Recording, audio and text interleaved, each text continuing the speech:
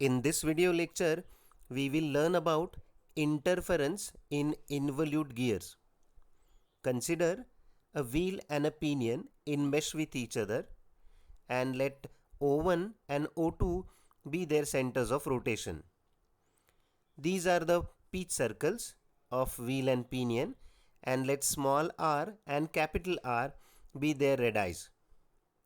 P is the pitch point, and here are their addendum circles.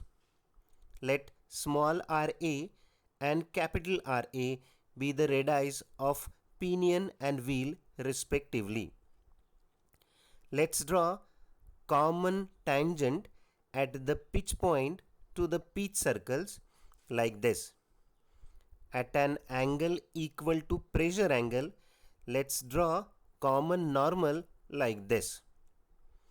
To get points of tangency M and N, let's drop down perpendiculars onto the common normal with pressure angle phi to the vertical axis like this.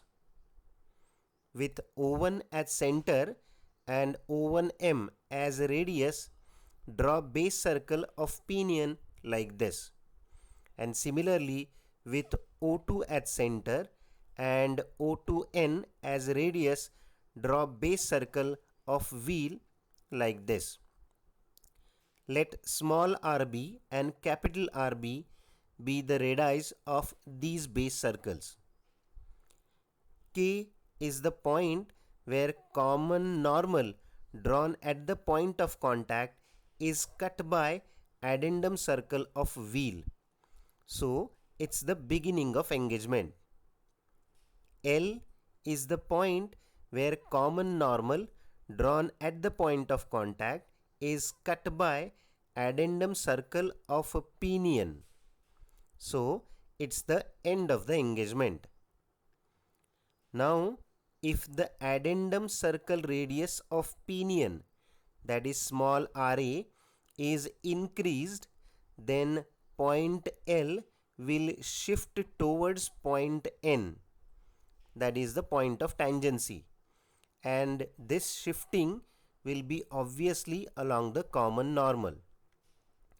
Similarly, if the addendum circle radius of a wheel, that is capital Ra, is increased, then point K will shift towards point M.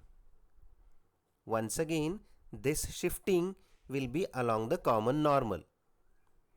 It means if the addendum circle radius of wheel or pinion is increased, points where beginning and end of engagement takes place will shift towards points of tangency. This will increase length of path of approach, that is Kp, and length of path of recess, that is Pl, and will also increase length of path of contact, that is Kl. Let's see what is exactly happening on the gear tooth profile. This one is the gear tooth and this one is its base circle. We also know involute profile is developed upon the base circle.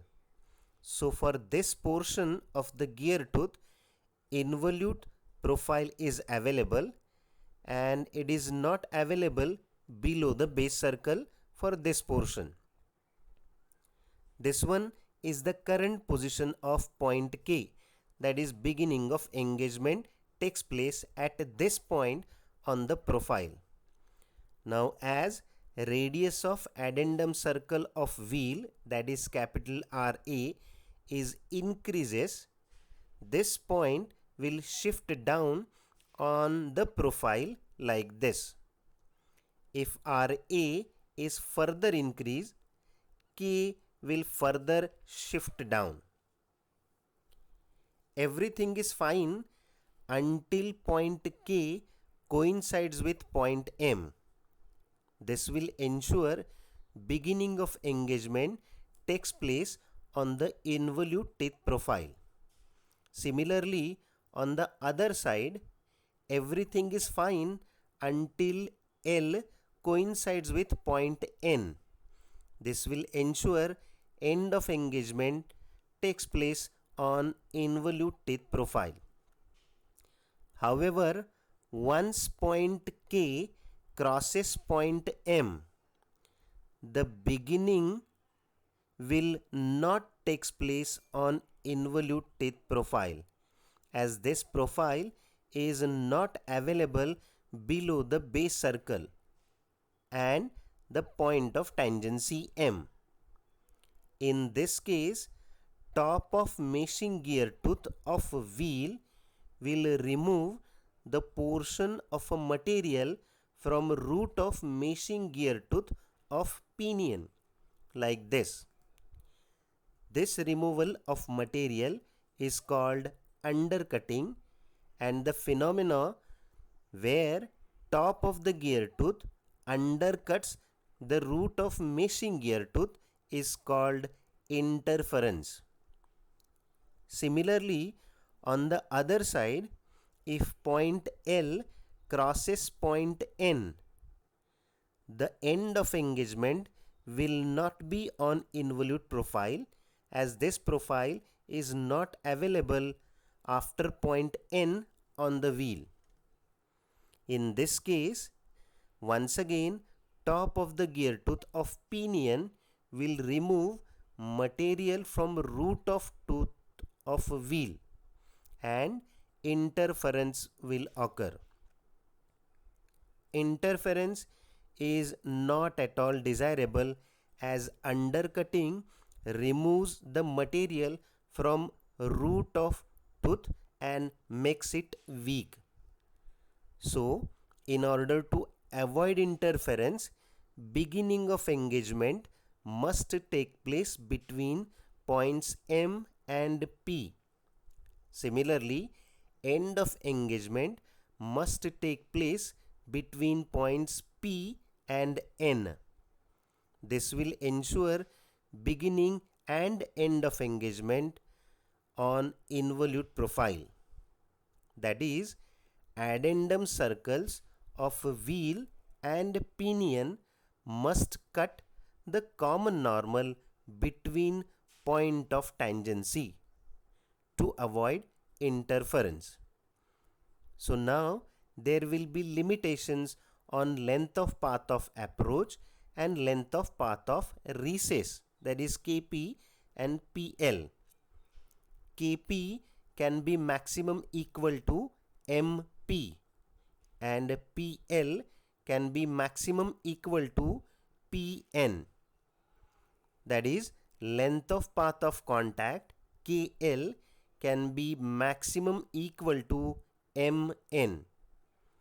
So, maximum radius of addendum circle of a wheel will be equal to O2M, and maximum radius of addendum circle of a pinion will be maximum equal to O1N. In the next video lecture, we will derive expression for minimum number of tooth on pinion and wheel to avoid interference.